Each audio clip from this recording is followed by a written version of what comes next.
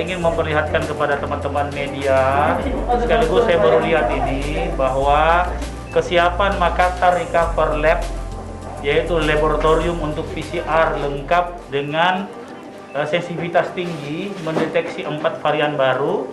Jadi biasanya PCR biasa, kalau dia Delta, tidak terdeteksi, dianggap negatif. Tapi di sini super sensitif, bisa mendeteksi varian baru yang bergeser daripada coronavirus ini. Nah, ini hal yang baru Jakarta, kalau nggak salah Pondok Indah dengan di sini yang punya.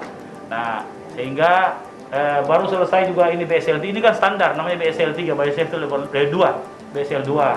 Nah, tadi kita sudah lihat, nah tinggal memang kami berharap izin daripada provinsi sebagai status laboratorium itu bisa cepat keluar, agar supaya ini bisa membantu. Saya rencanakan menerima sampel 24 jam. Sekali lagi, untuk sekali membantu ini bukan gagah-gagahan ya, saya sampaikan gagah-gagahan, jangan sampai lagi orang bereaksi berlebihan. Ini membantu di era pandemik seperti ini, membantu untuk 24 jam.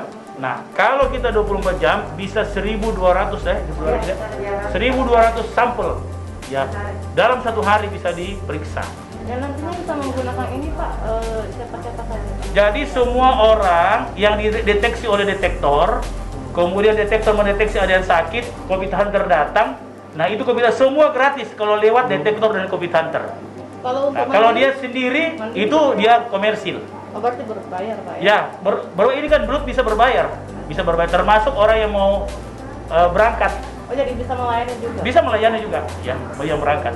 Karena ini blood itu komersil, tapi ada kewajiban sosialnya. Nah, khusus kewajiban sosial itu dalam sisi Makassar Recover.